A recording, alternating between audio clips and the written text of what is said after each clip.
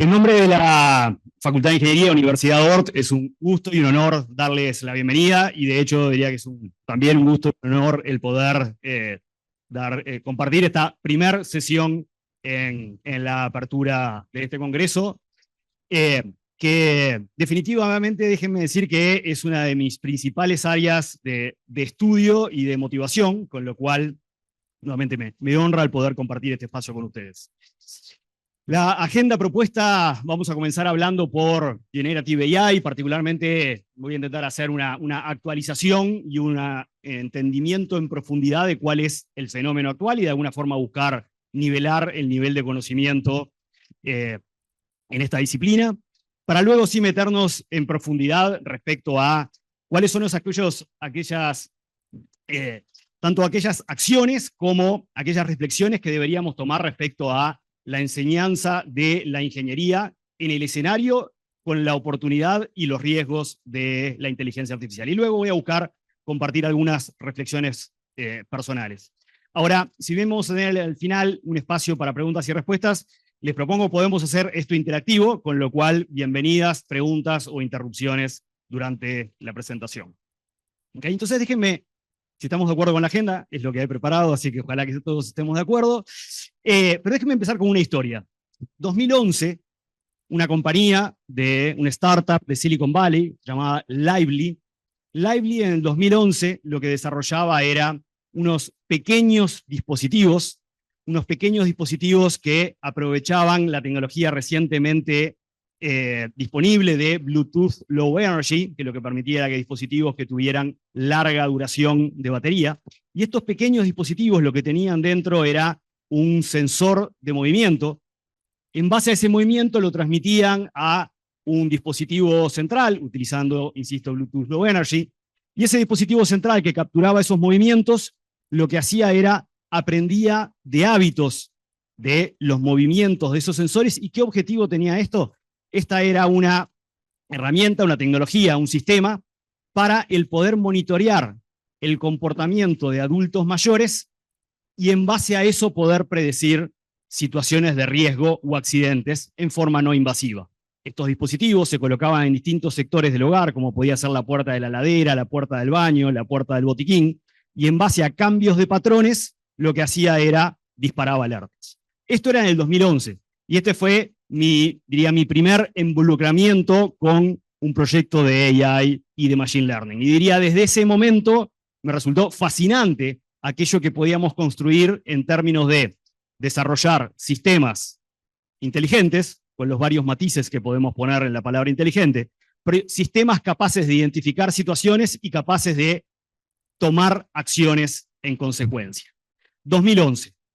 Ahora, ¿qué sucedió del 2011 hasta ahora? ¿Y por qué, de alguna forma, el fenómeno de la inteligencia artificial se ha hecho un tema tan, diría, popular, relevante y de común conversación al día de hoy? ¿Qué sucedió en estos años? Bueno, haciendo un resumen no necesariamente exhaustivo, pero sí representativo, lo que sucedió en este tiempo es el incremento significativo de la capacidad de cómputo para hacer procesamiento de datos a partir del cloud, el desarrollo de tecnología en términos de hardware, particularmente las CPUs, para realizar ese procesamiento.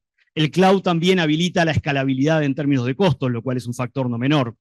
El hecho también de la masiva disponibilidad de datos que permiten entrenar sistemas en diferentes ámbitos, para diferentes contextos y con diferentes funciones. El desarrollo y aquí sí vamos de alguna forma a aspectos más académicos, el desarrollo de la disciplina de Deep Learning, y específicamente en el 2017, a partir del paper de científicos e investigadores de Google, Attention y Solunid, las bases de la arquitectura de Transformers, que de alguna forma definen los fundamentos del fenómeno actual de los Large Language Models. Entonces es interesante visualizar qué es lo que ha pasado en estos últimos años en términos de llegar al punto de inflexión, de alguna forma llegar al nivel de impacto que hoy estas tecnologías y que hacen que el centro de esta conferencia sean estas tecnologías. Ahora, cuando avanzamos aún un paso más, como decíamos, de alguna forma veníamos desarrollando, y yo utilizo mucho la frase venimos desarrollando e implementando sistemas de inteligencia artificial hace razonablemente 20 años, dejando de lado la anécdota del 2011 de Lively. Podemos pensar en el motor de recomendaciones de e-commerce de Amazon, que tiene en el orden de 20 años, con lo cual razonablemente venimos desarrollando sistemas de AI. Por supuesto que la disciplina y los fundamentos que están por detrás tienen más de 60 años, pero venimos razonablemente desarrollando sistemas de AI hace más de 20 años. Ahora, ¿qué es lo que sucedió en estos últimos años? Junto con el surgimiento de los Large Language Models, el impacto de eso es el hecho de que los sistemas de inteligencia artificial generaron un amplio dominio del lenguaje, un amplio dominio de interpretación y de generación de lenguaje. Y todos, de alguna forma, tenemos una rápida asociación entre lenguaje e inteligencia, una rápida y directa asociación entre lenguaje e inteligencia. Y estos sistemas, capaz de dominar el lenguaje, parte de lo que nos han mostrado, diría, en estos últimos 2 años, y vamos a hablar de varios ejemplos en este sentido, el hecho de que transformarse en herramientas que tienen la capacidad de modelar, desarrollar y ayudarnos a procesar conocimiento. Quizás esa es una de las palabras más controversiales cuando pongo la palabra creatividad, y a propósito lo pongo ahí porque, y podemos luego si quieren entrar en la discusión o conversación, creo que la afirmación relevante aquí no es si son sistemas creativos o no, es cómo el efecto de sistemas impacta en nuestra creatividad, cómo desarrollan, cómo incentivan o cómo acompañan nuestra creatividad. Y por último, el desarrollo de habilidades de razonamiento. Y de esto técnicamente vamos a hablar en profundidad en unos minutos. Así que cuando pensamos en de alguna forma decir, bueno, estemos todos en la misma página, diría, por un lado, es importante citar que Generative AI o los sistemas basados en arquitectura de Transformers, para decirlo más técnicamente, no son el 100% de AI, esto es algo que es importante siempre citar, no en este contexto, pero es decir, la disciplina de AI es mucho más amplia que la de puramente los Large Language Models o la arquitectura de Transformers. Con esto es decir que sistemas de AI avanzados y complejos son una combinación de múltiples técnicas, múltiples disciplinas y múltiples arquitecturas, donde en ciertas componentes haya modelos predictivos y donde en ciertas componentes haya Large Language Models. Lo fundamental y relevante quizás esta es una frase obvia, pero vamos a reflexionar sobre ella en varios puntos, el hecho de entender cuáles sus oportunidades, su impacto, al mismo tiempo que las limitaciones y los riesgos. Y como último punto aquí, el citar que esto se mueve extremadamente rápido y es parte de lo que, seguro a todos los que estamos aquí, que si estamos aquí es porque compartimos como una característica la curiosidad y la vocación por el desarrollo del conocimiento.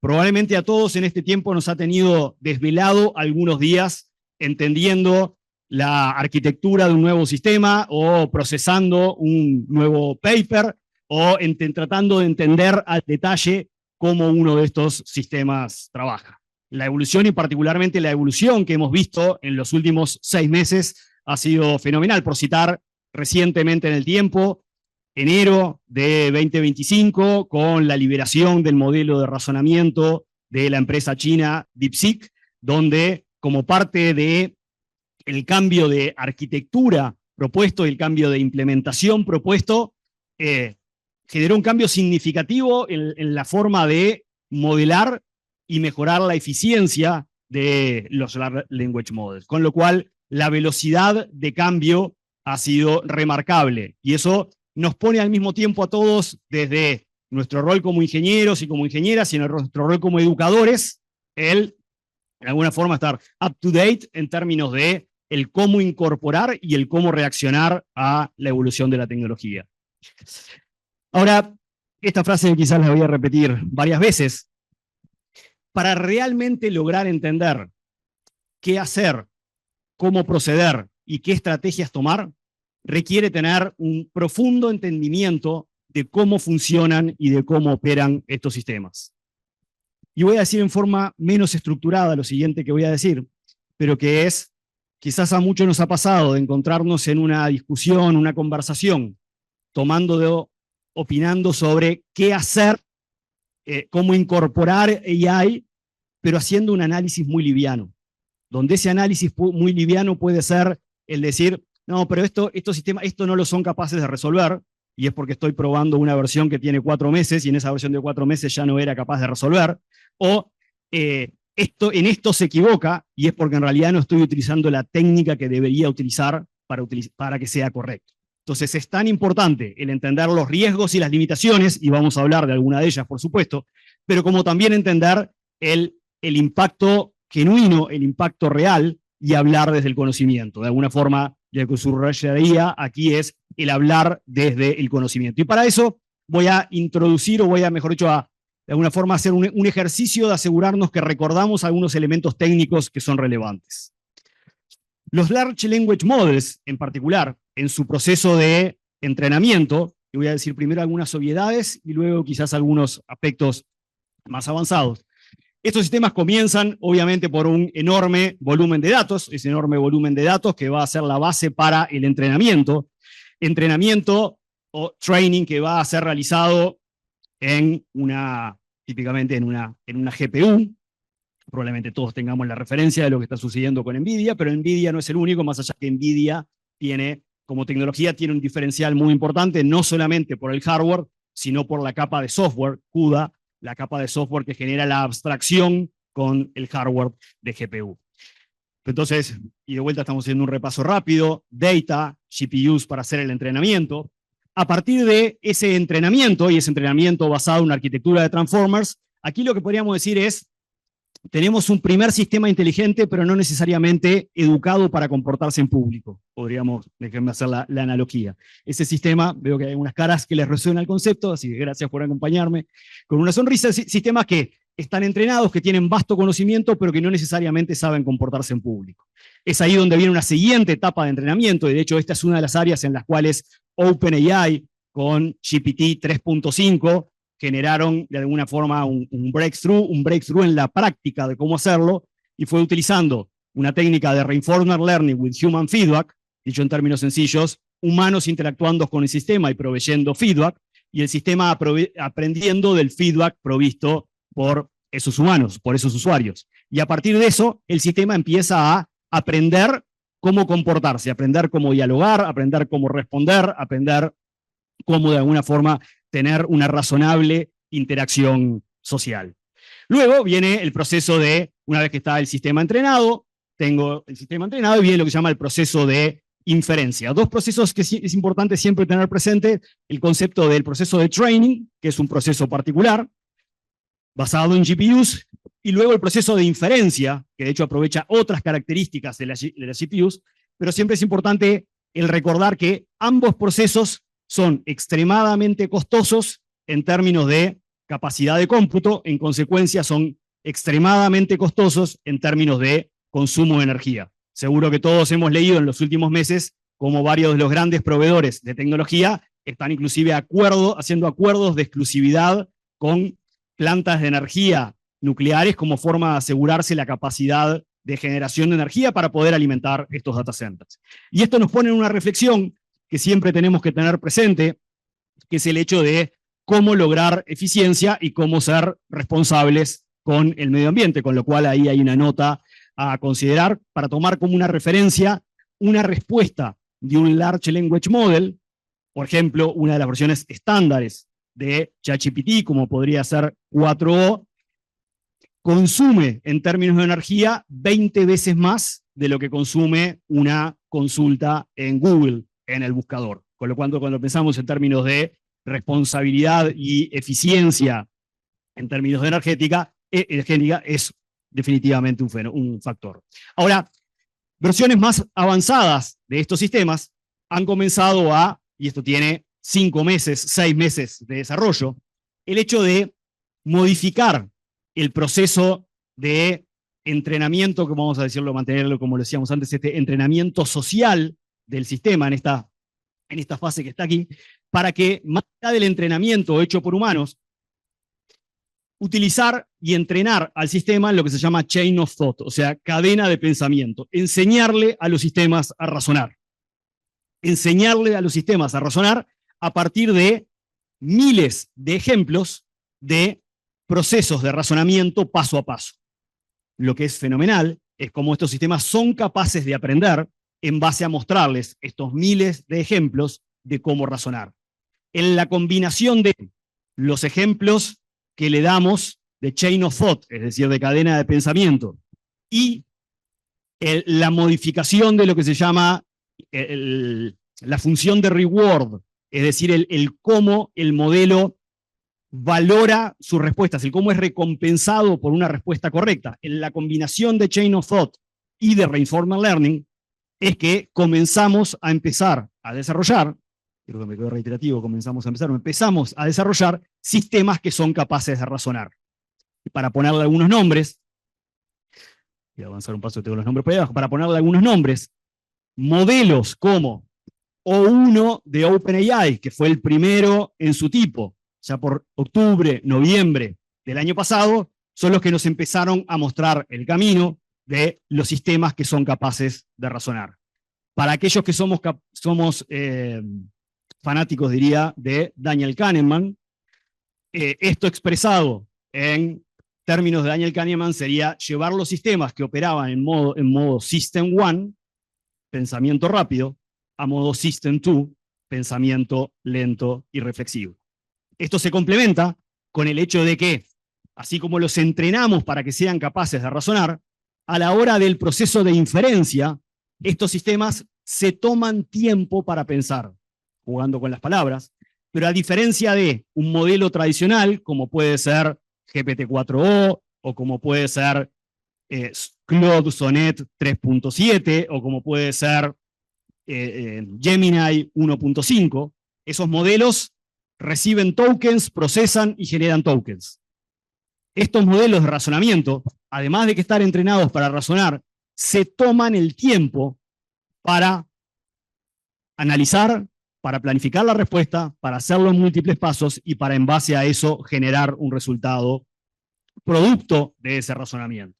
Estos sistemas de razonamiento, que podríamos decir estamos en una primera generación, primero con O1, luego el siguiente fenómeno que fue el de DeepSeek R1 en enero, 10 días después, OpenAI, algo apurado, saca O3, pero O3 en una versión más pequeña, llamémosle, y luego Google con Fast Thinking, pero es decir, donde se inicia de alguna forma una carrera por el desarrollo de modelos que sean capaces de razonar. Y que en unos minutos vamos a citar qué relevancia particular tienen estos modelos capaces de razonar. Pero lo que sí seguro en nuestro ámbito, en términos de educación, lo que es claro es que tenemos que entender las capacidades de estos modelos, porque estos modelos son capaces de resolver problemas significativamente más complejos que lo que lo hacían los sistemas, llamémosle, en sus capacidades anteriores, lo que podemos llamar los sistemas que estaban en la clase de GPT-4o o los otros modelos que mencioné previamente.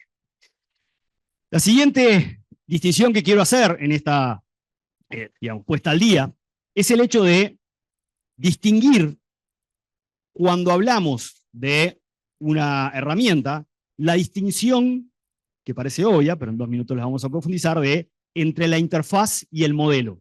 Y esto nos sucede, por ejemplo, interactuando en un aula cuando un estudiante dice, no, pues yo usé ChatGPT. ¿No? Hoy decir yo usé ChatGPT no quiere decir absolutamente nada, porque detrás de ChatGPT yo lo que puedo haber usado es 4o, 4o mini o 1, modelos completamente distintos y con capacidades completamente distintas. Con esto lo que quiero referenciar es la diferencia entre lo que es la interfaz o la aplicación que utilicemos y el modelo que estemos eligiendo y, en consecuencia, las capacidades que están por detrás.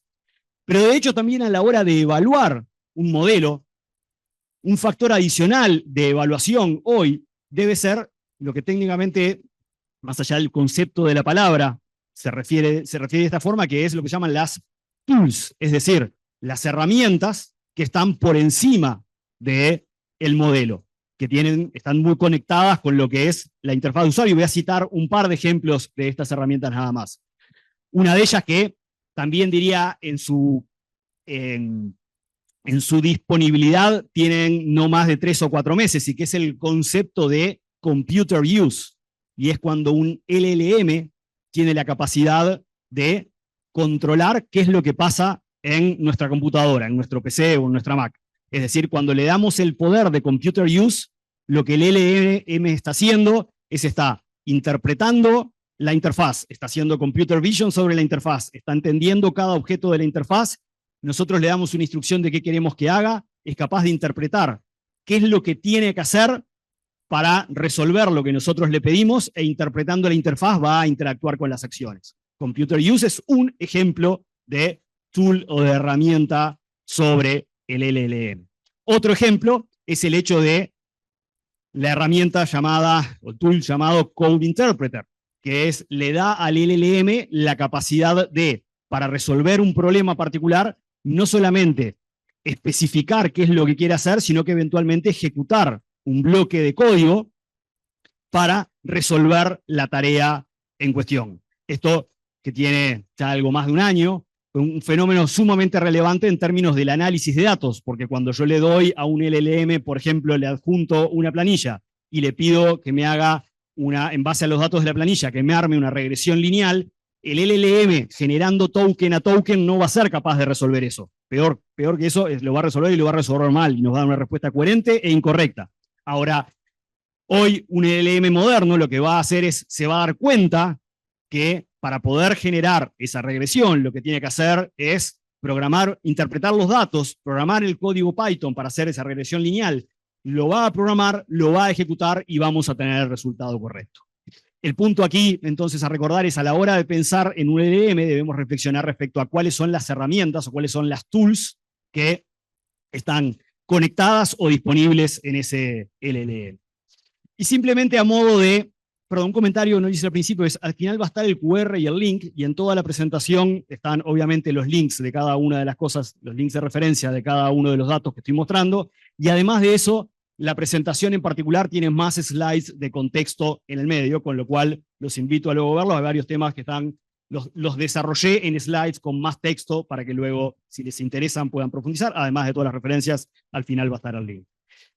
Pero es relevante entender cuáles son, probablemente a todos nos debe haber sucedido, es la multiplicidad de benchmarks que se han generado en el último año, y al mismo tiempo hasta la aplicabilidad de esos benchmarks, porque muchos de esos benchmarks están basados en datos que una nueva generación de un modelo lo que hace es aprende de los datos en los cuales está basado ese benchmark. Entonces, ¿hasta cuándo el nuevo modelo es mejor, o hasta cuándo aprendió de los datos del benchmark que se había generado previamente? En un ratito vamos a hablar algo más respecto a eso. Pero sí es importante el tomar ciertas referencias para evaluar rendimiento, performance, calidad y eventualmente precio de estos LLMs. Comparto aquí nada más como una referencia para citar el hecho de cómo los modelos de OpenAI siguen liderando.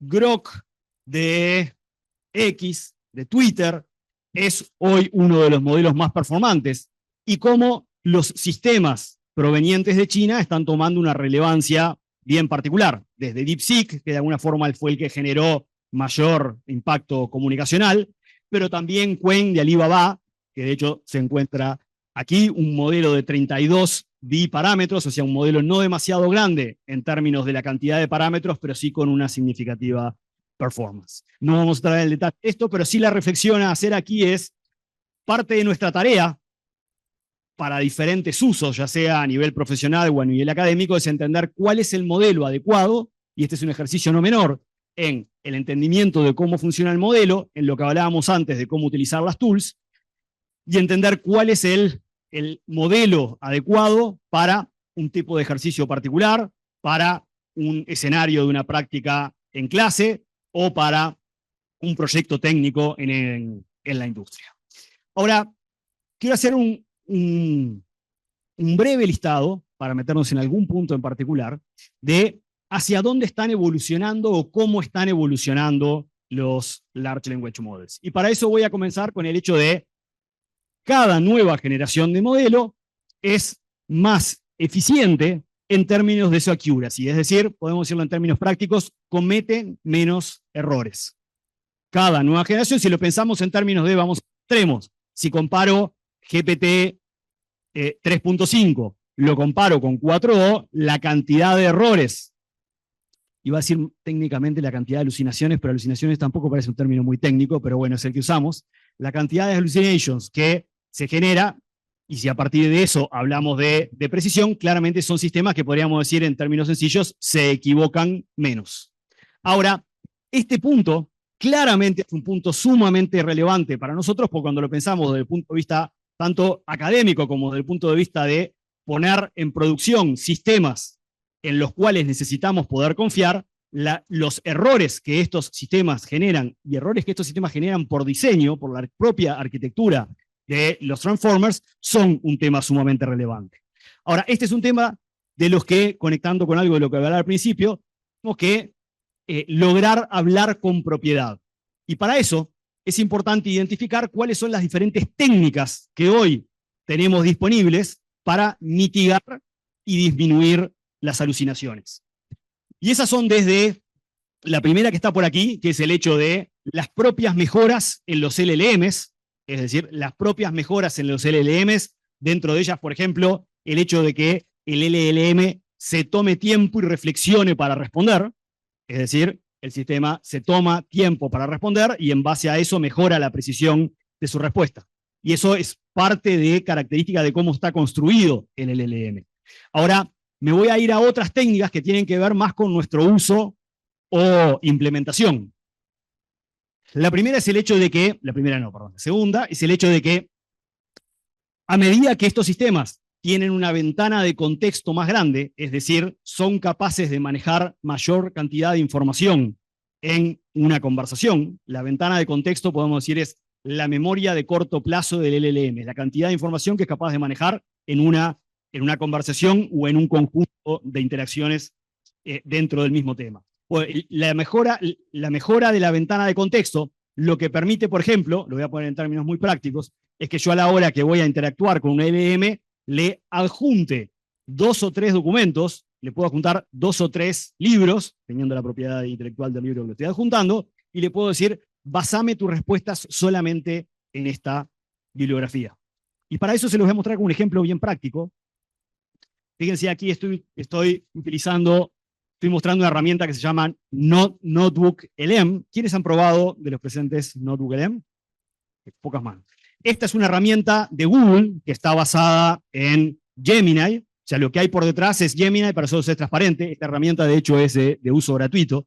NotebookLM es una herramienta que, entre varias funcionalidades, no voy a dedicar a hacer una descripción de producto, pero voy a describir 2 grandes características. La primera es, NotebookLM yo le puedo dar múltiples fuentes de información. Esas múltiples fuentes de información pueden ser PDFs, pueden ser documentos, pueden ser presentaciones, pueden ser audios o pueden ser links a videos de YouTube. Tan variado como eso, y puedo darle 50 fuentes de información. NotebookLM está basado en Gemini, y Gemini es el único de los Large Language Models que hoy tiene una ventana de contexto de 1 millón de tokens. O sea, es la herramienta que tiene la ventana de contexto, es decir, que puede manejar a la vez la cantidad de información más grande. En este caso, yo le compartí a NotebookLM 9 papers. Y de hecho, esto les voy a contar, esto son dinámicas habituales de cómo procesar papers. Le compartí aquí 9 papers. Una vez que le di los 9 papers, NotebookLM tiene el conocimiento de la combinación de esos 9 papers. Y es así que, de hecho, yo por aquí le dije, le había pedido que me generara un brief, y me genera un brief que es un brief de la combinación del contenido de los 9 papers. Hasta acá les pido que confíen en mí, que la calidad es buena, después cada uno hace su prueba y me comparte su feedback. Pero no solamente eso, sino que en términos de la forma en la cual consumimos el conocimiento, y aquí lo conecto con la palabra conocimiento que usé al principio, la forma en la cual consumimos el conocimiento, yo aquí además le dije le había dicho previamente que generara fíjense, aquí tiene una opción que se llama Mind Map, le había pedido que me generase un Mind Map, y aquí tengo mi Mind Map generado. Ese Mind Map está generado en base al contenido soy insistente, de los 9 artículos. Y lo interesante es cómo aquí consolida, llamémosle por topics, la información. Y si yo le quiero decir, por ejemplo, quiero entender sobre AI Tutoring in Software Engineering Education, y yo quiero abrir y aquí me voy a encontrar con los diferentes subtopics en base a la información que procesó de esos 9 artículos. Y si yo aquí quiero ver en particular Impact of AI Tutor como topic, y puedo volver a abrirlo, pero si en particular me quiero meter adentro de Impact of AI Tutoring, lo que va a hacer es, va a hacerle una pregunta al modelo por ese concepto en particular. No le va a poner solo eso, sino que va a desarrollar la pregunta, pero nosotros no ve, bueno, en realidad sí lo vemos, el desarrollo de la pregunta está ahí arriba, dice, discuss what these sources say about the impact of AI Tutor, y lo que está generando aquí es una respuesta al desarrollo de ese concepto, de hecho con las citas a la parte específica de cada uno de los 9 papers que le había dado previamente.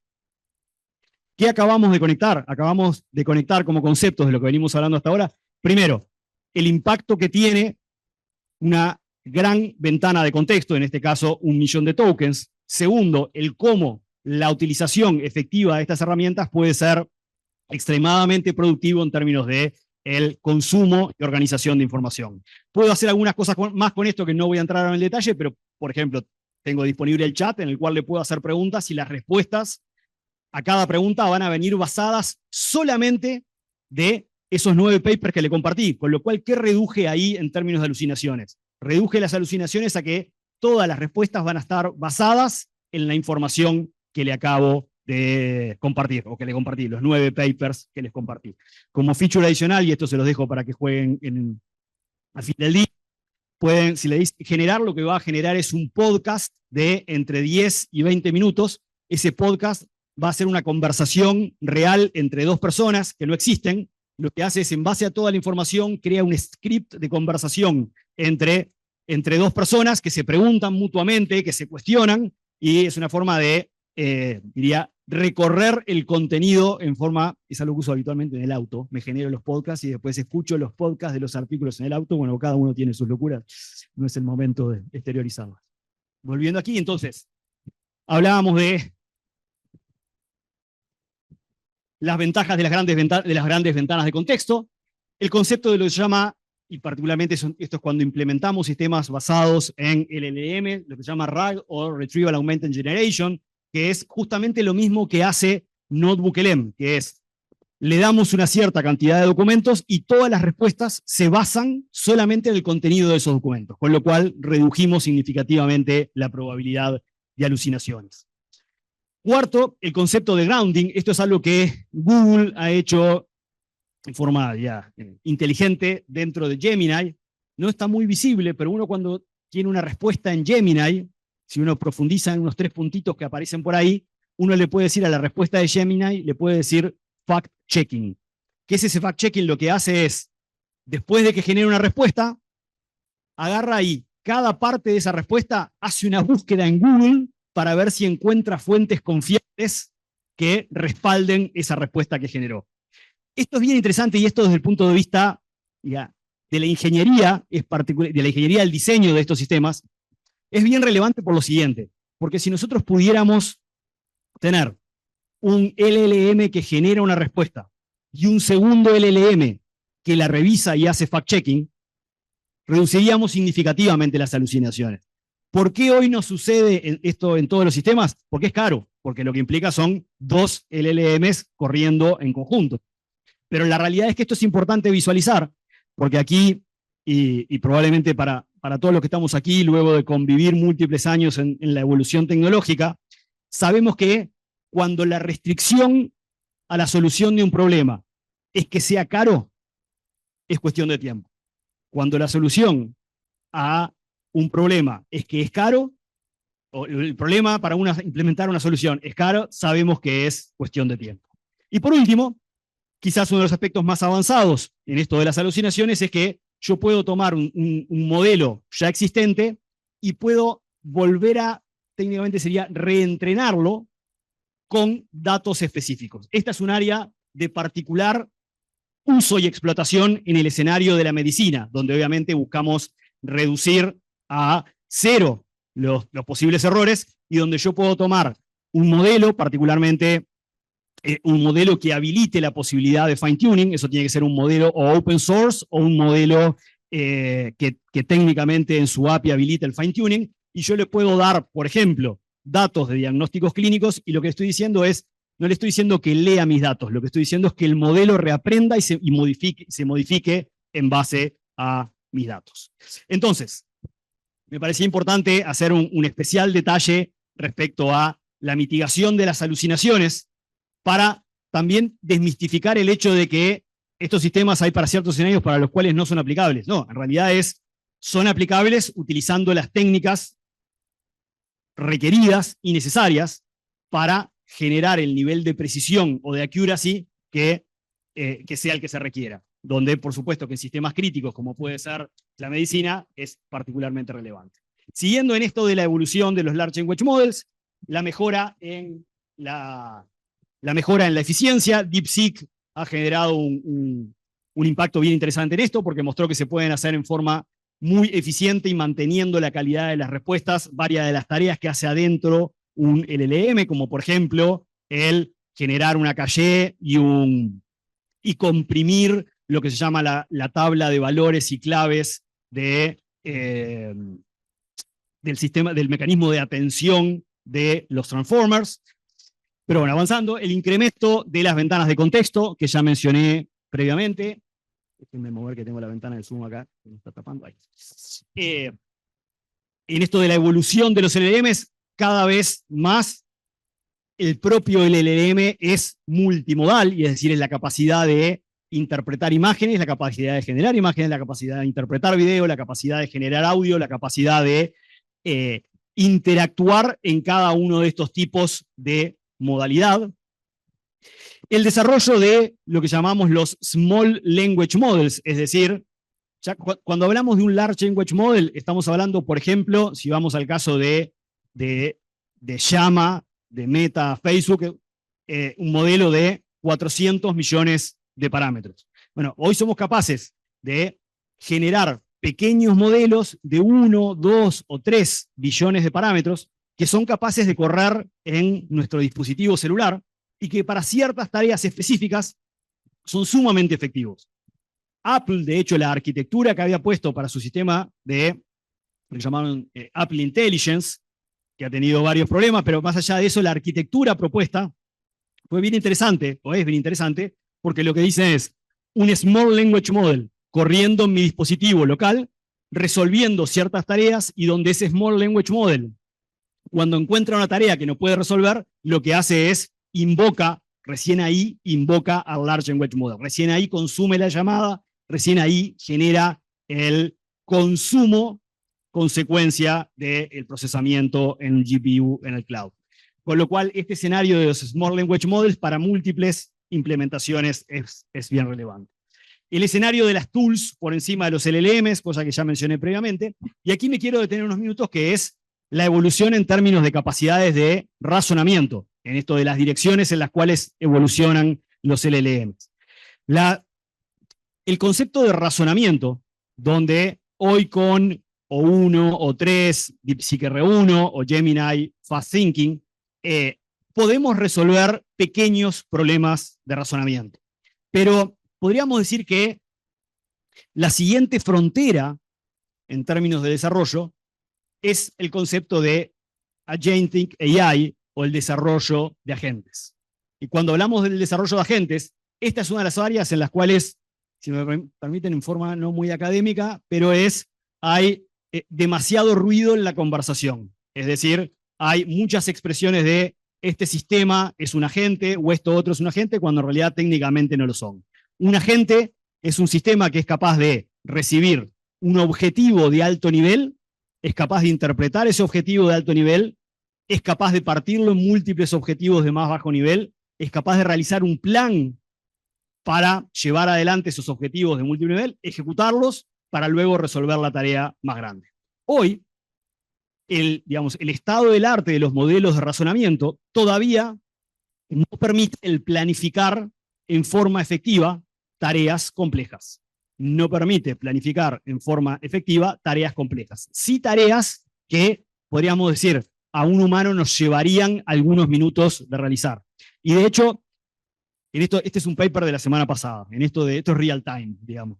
Este paper de la semana pasada, que los invito a leerlo, es bien interesante, donde lo que hicieron fue un análisis respecto a un sistema, un modelo de razonamiento, un modelo que se pueda tomar el tiempo para procesar, es capaz de sustituir tareas que un humano experto haría en cuánto tiempo. Y se plantearon dos métricas, no voy a entrar en el detalle del artículo, pero se plantearon, llegaron a dos grandes conclusiones, después los invito a verlo en detalle, después de probarlo de notebook, ya tiene una cantidad de deberes para el resto de la jornada, pero como son capaces de sustituir una tarea que a un humano experto le llevaría 59 minutos, resolverla con un 50% de éxito, o si nos ponemos más demandantes en términos del éxito, una tarea de 15 minutos, resolverla con un 80% de éxito. Pero esto implica que podemos sustituir una tarea de procesamiento, de razonamiento y de análisis de información, el equivalente a 15 minutos de un humano experto con un 80% de precisión. Bien, entonces, como resumen de esta parte inicial, ojalá nos hayamos hecho una idea de que somos capaces de utilizar sistemas que tienen una fenomenal capacidad de manejo del conocimiento, que son capaces de acompañarnos en el proceso creativo y que están en una etapa inicial de aprender a razonar. Ahora vamos a la segunda parte que había propuesto al inicio y que tiene que ver directamente con nuestra tarea, la educación en ingeniería. Y para eso les voy a proponer enfocarlo de la siguiente forma. Es decir, yo creo que hay tres grandes dimensiones a tomar en cuenta. La primera, la marco, que es la que claramente tenemos más experiencia porque es lo que hemos hecho razonablemente bien siempre, que es el formar en términos de los fundamentos de la tecnología. Los fundamentos de qué es un sistema de AI, cómo desarrolla un sistema de machine learning, cuál es la importancia de los datos, de qué se trata feature engineering, y así podría seguir y seguir. Es decir, cuáles son los fundamentos que hacen a el desarrollo de la disciplina y el desarrollo de un sistema de machine learning. Como digo, esta primera parte es la que estamos acostumbrados a hacer y a hacer muy bien. Ahora hay otras dos dimensiones que se abren con el surgimiento de los LLMs. La primera es el hecho de cuáles son las herramientas, y por herramientas no me estoy refiriendo estrictamente a la herramienta técnica, sino a la herramienta como concepto, como proceso, las herramientas que hacen al desempeño de la actividad profesional. Las herramientas que hacen al desempeño de la actividad profesional. Y para interpretar eso, parte de lo que requiere en nosotros es el interpretar cómo cambia la actividad profesional. Y déjenme compartirle que desde nuestra mirada en la facultad y con el equipo, que veo a varias de las caras aquí, este es uno de los temas que sanamente nos desvela el entender el impacto en el desempeño de la actividad profesional para adaptar la currícula y los contenidos educativos y el proceso para adaptarlo a ese cambio. Y el segundo punto, el tercero, pero el segundo en esta línea, es el hecho de cómo integrar el uso de la tecnología como parte del proceso de instrucción. Para eso, avancemos particularmente, voy a comenzar por la incorporación de la tecnología, particularmente de la inteligencia artificial generativa, en el proceso. Y para eso, la primera reflexión que me surge es, esto parte por los docentes. Es decir, el poder incorporar en forma efectiva, como parte del proceso educativo y de acompañamiento de los estudiantes, el uso de inteligencia artificial, esto parte de la formación de los docentes. Y para eso, vuelvo a insistir en el punto para poder formar al docente, lo que tenemos que lograr es que entender las capacidades, los riesgos y las limitaciones.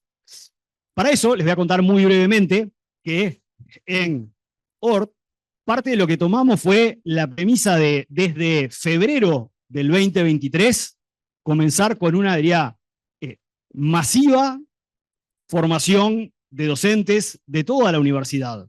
en el entender cómo funcionan las tecnologías y entender los riesgos, las limitaciones, cómo podemos utilizarlas. Parte de eso ha sido, de hecho, el proceso ongoing de docentes compartiendo sus prácticas de cómo lo están utilizando.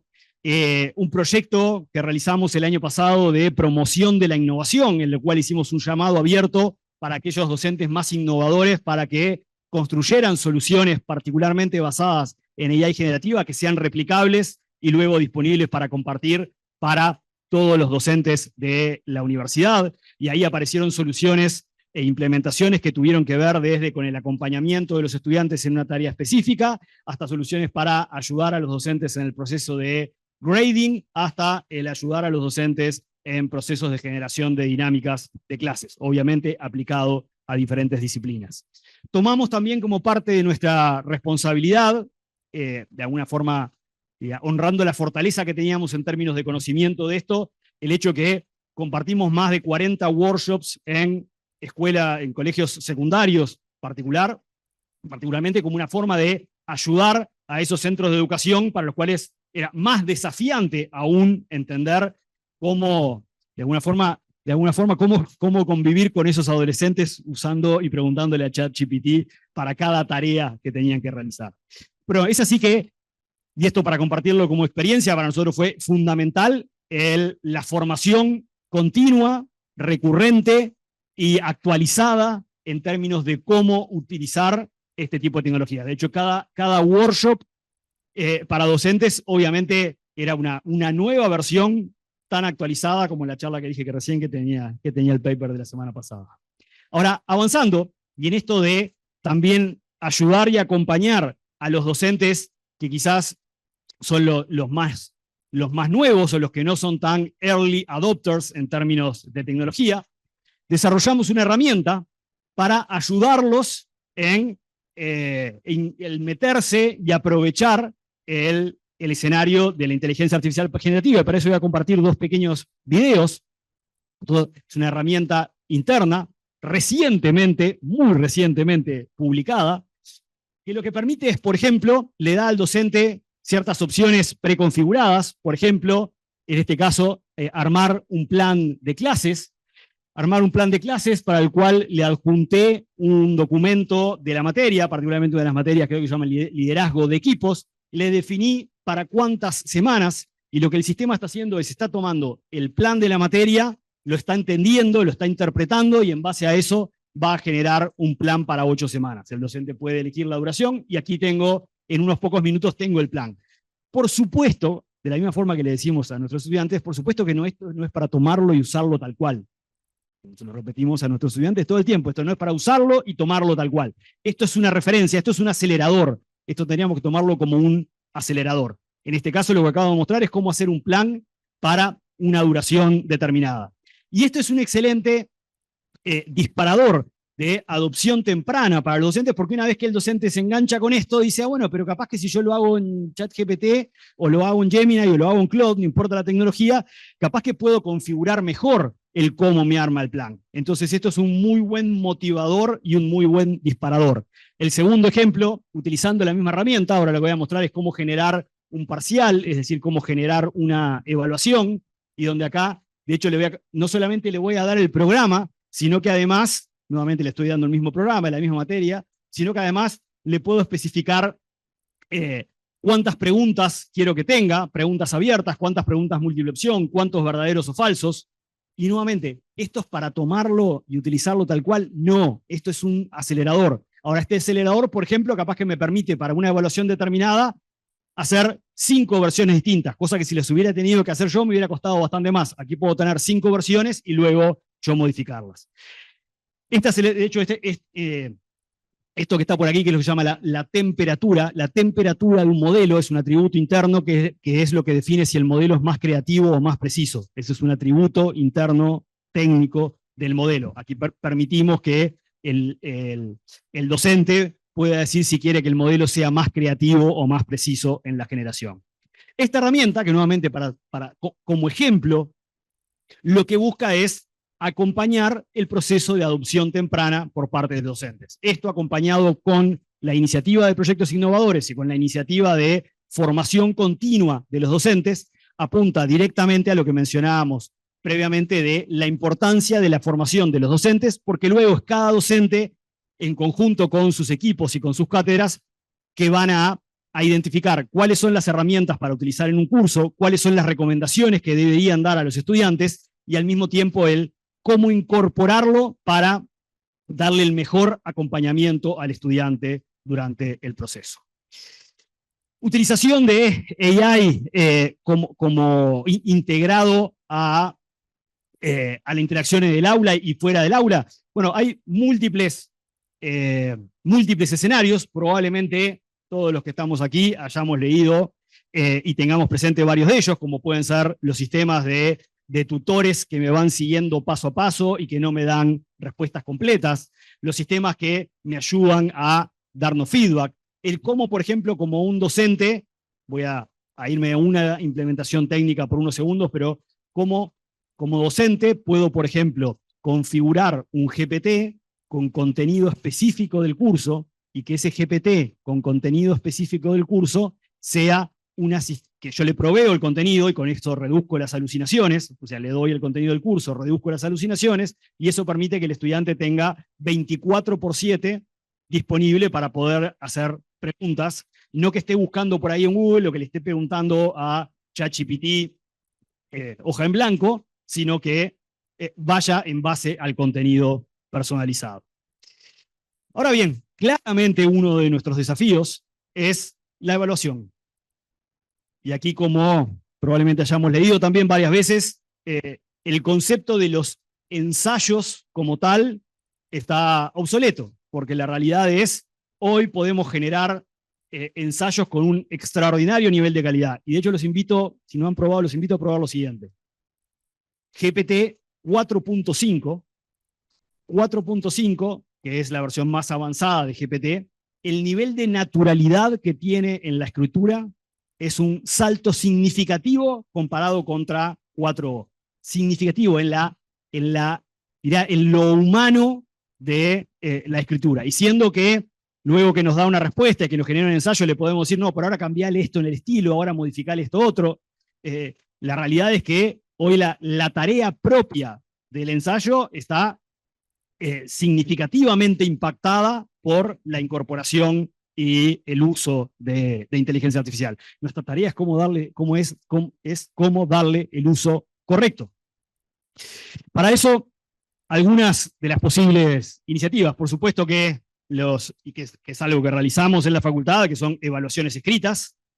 Por supuesto acá no estoy descubriendo la nueva, al contrario, me fui 100 años en el pasado, pero las evaluaciones escritas, las evaluaciones orales, el hecho de proponer proyectos y donde en lugar de lo que vamos a evaluar es el resultado, lograr evaluar paso a paso el desarrollo del proyecto, pero también somos claros de que eso no es realizable en todas las materias por el esfuerzo que implica para los docentes el evaluar paso a paso el desarrollo de una tarea. Por eso en donde me quiero detener, y estos son claramente escenarios conocidos, pero donde me quiero detener es en la evaluación partiendo de la base de que el uso de la inteligencia artificial generativa es un elemento más. Y para eso, nuestro desafío, nada menor, es cómo lograr definir tareas cuya complejidad impliquen el uso y el uso correcto de inteligencia artificial generativa y el resolverlas solamente sea posible utilizando AI y utilizando AI de la forma correcta. Y debería decir Gen AI porque al usar AI estoy haciendo una generalización incorrecta. Con lo cual, el desafío, y este es un desafío humildemente todavía no resuelto, y es algo sobre lo cual estamos iterando, pero es cómo lograr, por ejemplo, un escenario que es fácil de ver y fácil de medir. Escenarios de programación en los cuales, por la complejidad y por lo acotado en el tiempo, necesariamente tengan que utilizar Gen AI, pero al mismo tiempo solamente con Gen AI, por la complejidad, además de la extensión, no lo puedan resolver. Esta claramente es un área de trabajo y un área de desafío para todos nosotros. Ahora, volviendo a nuestro esquema inicial, el siguiente punto en el cual me quiero detener es en el de las herramientas para el desempeño de la actividad profesional. Hoy, déjenme conectar nuevamente con la disciplina de software engineering. Hoy, un ingeniero o ingeniera de software no puede salir al mercado sin dominar no solamente el entender, sino cómo utilizar estas tecnologías. Hoy, cualquier llamado laboral, pensando en el mercado de empleo, cualquier llamado laboral va a requerir como parte de las habilidades, y lo pongo en dos ejemplos fáciles de ver. Uno es un programador o programadora va a requerir la utilización de GenAI, y que la utilización de GenAI no es solamente pedirle que me genere una función o pedirle que me genere una parte de código. Implica el entender cómo eso va a impactar el proceso de desarrollo, cómo va a impactar el testing, cómo va a impactar el quality assurance, cómo va a impactar las habilidades de generar código versus ser capaces de revisar e interpretar el código. Lo mismo, de hecho, aplica en una disciplina muy distinta como es la del diseño gráfico, donde hoy la tarea de diseño gráfico es 100% asistida por un sistema de GenAI que acompaña a la tarea. Entonces, cuando pienso en términos, y me voy a enfocar, porque podríamos hablar de múltiples disciplinas de la ingeniería, me voy a enfocar en la ingeniería de software, donde como habilidades requeridas el ser capaz de entender cómo puede utilizar en el acompañamiento del proceso de desarrollo tecnologías como Claude, ChatGPT, Gemini o Grok. El cómo entender la utilización y el funcionamiento de las herramientas, los ambientes de desarrollo, llamémosle la nueva generación de ambientes de desarrollo, como Windsurf, Cursor o Visual Studio Code con Copilot. O sea, el entendimiento de las herramientas, y que vuelvo a decir, el entendimiento de la herramienta no es entender la interfaz, es entender cómo funciona y qué es lo que sucede por detrás. Y por último, en la categoría de Rapid and Prototyping Tools, donde esto es un fenomenal acelerador en términos de la construcción de software, pero el entendimiento de herramientas como, por ejemplo, Replit, Lovable o Bold. Ahora bien, cuando, y estas son preguntas sin respuestas, como parte de los deberes son preguntas para reflexionar. Si como parte de estas preguntas para reflexionar, la primera, que de alguna forma la referencié previamente, que es cómo el surgimiento y la incorporación de estas herramientas cambian el proceso de desarrollo de software y junto con eso las habilidades requeridas para ingenieros e ingenieras. Y me estoy enfocando en una disciplina en particular, insisto, decidí utilizar como ejemplo, probablemente por mi bias y mi background, pero en la ingeniería de software. Es decir, cómo cambia el desempeño de la tarea, cómo cambia el proceso y en consecuencia cómo cambia la tarea. Esto se podría transformar en una pregunta más básica que hemos intercambiado varias veces, que es ¿hasta qué punto? Y cuando hago la pregunta no quiere decir que esté cuestionando la respuesta. ¿Hasta qué punto es necesario que aprendamos a programar en el detalle del lenguaje? Y por supuesto que todos probablemente hasta por nuestros propios bias tengamos una respuesta rápida. No, por supuesto que sí tenemos que aprender a programar y por supuesto que, y es un argumento súper válido decir, bueno, porque lo que va a generar muchas veces se va a equivocar y lo voy a tener que revisar y lo voy a tener que eventualmente modificar. Por supuesto que todo es válido, pero es muy importante el hacernos la pregunta y el iterar sobre la pregunta de dónde está el equilibrio en términos de los skills requeridos entre la abstracción y el detalle técnico. Y de hecho, la respuesta a esta pregunta en diferentes áreas de la ingeniería o en diferentes niveles de formación, la respuesta a esta pregunta puede ser distinta. Pero los invito a pensar entonces luego en estas dos preguntas. Volviendo entonces a nuestro esquema inicial, cuando pensamos en la formación de nuestros estudiantes, quiero agregar un aspecto más, que es el hecho de cuáles son aquellos skills adicionales requeridos, tanto para el desempeño como estudiantes, como para el siguiente desempeño como profesionales. Y aquí yo creo que hay 4 elementos fundamentales. El primero, y que es un tema que me tiene particularmente me tiene particularmente insistente, es el desarrollo de la curiosidad. Hoy estas herramientas son fenomenales puertas hacia el ejercer la curiosidad. Ahora, al mismo tiempo, el no ejercicio de la curiosidad de estas herramientas nos llevan a poder pedirle que me resuma un libro en un tweet. En esos extremos pueden ser puertas fenomenales hacia el desarrollo de la curiosidad o pueden ser agujeritos muy pequeños para limitarnos en el acceso al conocimiento. El desarrollo de la curiosidad, el desarrollo de hacernos las preguntas correctas, el desarrollo a cuestionarnos cómo funcionan los sistemas, el cuestionarnos el qué podemos hacer, ese es un elemento fundamental en nuestra responsabilidad en la formación de ingenieros e ingenieras. Segundo, el desarrollo de sentido crítico.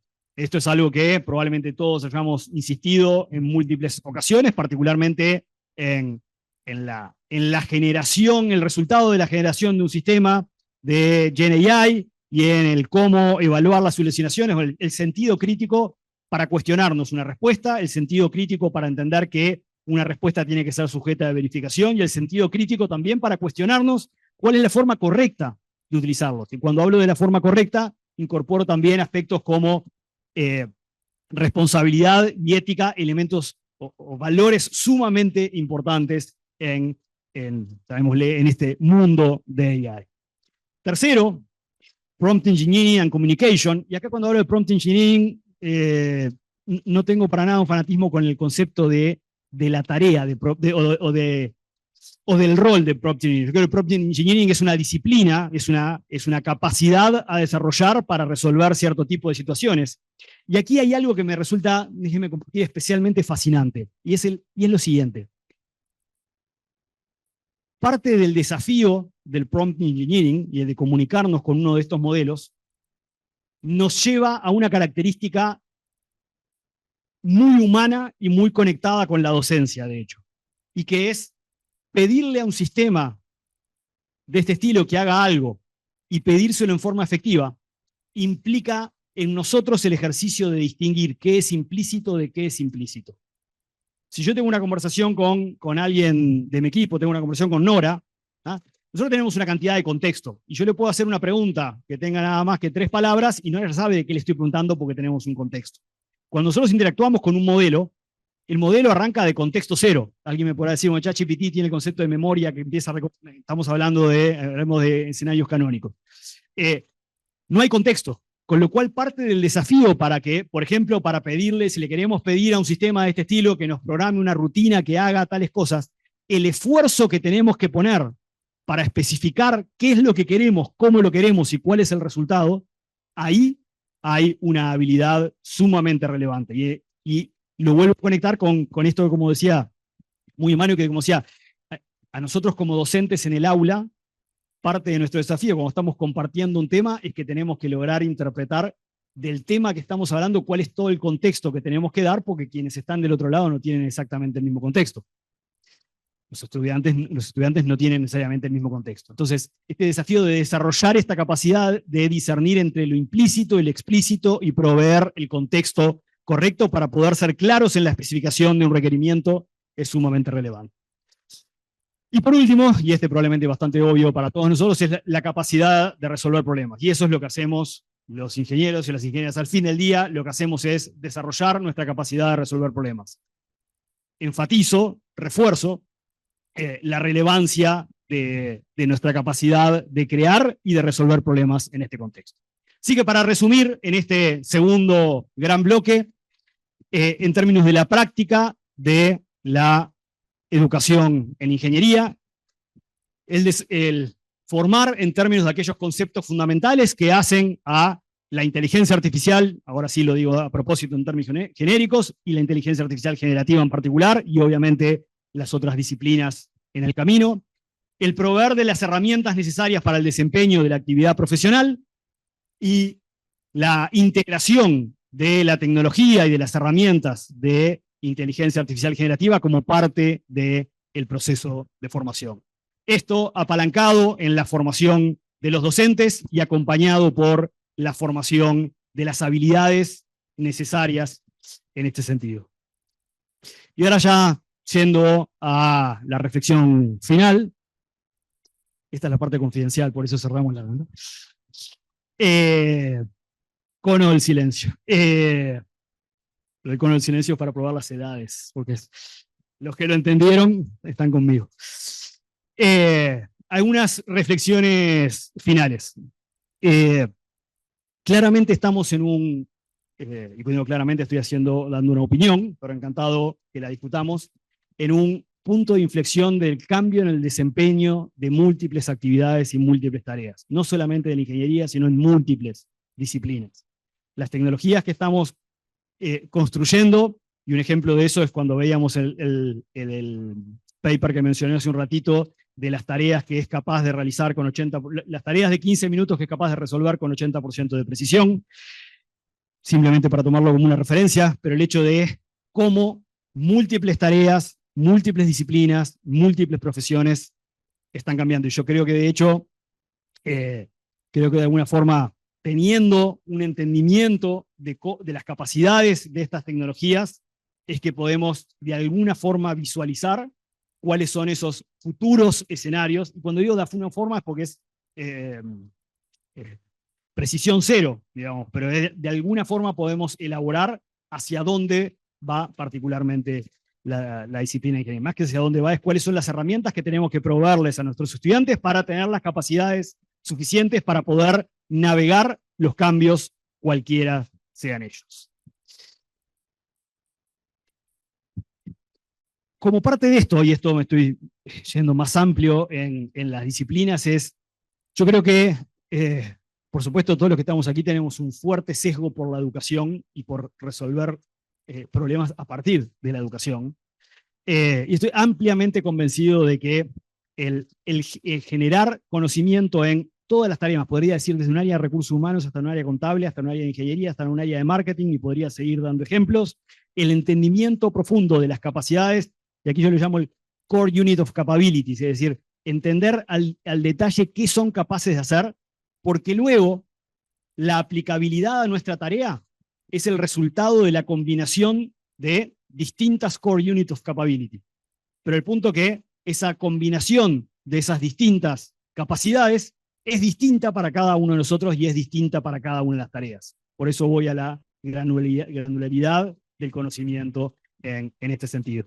Siempre pienso en anécdota de 30 segundos. En estos últimos 2 años he dado conferencias en ámbitos muy variados, desde ámbitos muy técnicos hasta en el área de la salud.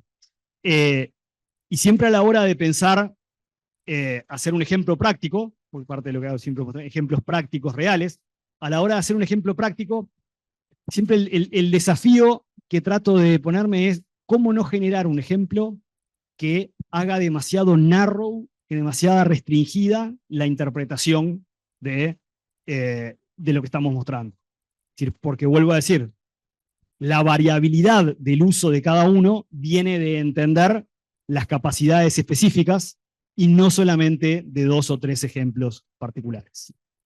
Ahora sí, ya casi para cerrar, primero les voy a dejar, esta es como un aporte personal, que es mi workflow de, para cada tipo de escenario, qué herramienta utilizo. Y de vuelta esto es como un regalo para los participantes. No lo voy a recorrer ahora en particular, pero lo pueden luego, pueden sacarle fotos, pero al final van a tener los links a toda la información. Pero la reflexión que sí quiero hacer aquí, que es la parte más importante, es, fíjense la combinación de GPT-o1 Pro, 4.5, ChatGPT 3.7, Advanced Voice, NoteMD, es la variabilidad de herramientas y el cómo la variabilidad de herramientas hace a la variabilidad de capacidades y de performance en diferentes capacidades que tienen estos modelos. Con lo cual el aprovechamiento, yo diría, el aprovechamiento en su máxima expresión de GenAI, lo que implica es el conocimiento amplio para el uso de cada herramienta en el escenario que sea más adecuado. Y ahora sí, ya mi última reflexión antes de cerrar, que es la siguiente. Yo creo que parte de nuestro desafío hoy es el cómo incorporar las capacidades de estas herramientas como parte de nuestra intuición. Lo pongo en un ejemplo muy práctico. Si alguien tiene que ir de un punto a otro de la ciudad, ni nos cuestionamos que vamos a abrir Google Maps o Waze. O sea, nuestro cerebro es System One, es inmediato. Nuestra mano ya se movió para agarrar y para tocar Google Maps o Waze, es inmediata, es una reacción intuitiva, el con qué resolvemos ese problema. Hoy todavía estamos lejos de incorporar, estoy haciendo una generalización, cuestionable, pero síganme hasta acá, no tenemos suficientemente incorporado en nuestras capacidades el con qué conectamos rápidamente cualquiera de los ejemplos previos o de los escenarios o tecnologías que mencioné previamente para hacerlos parte de nuestra intuición. Y por supuesto que la incorporación en nuestra intuición es una consecuencia directa de la educación en este sentido. Muchas gracias, encantado de haber estado, muchas gracias.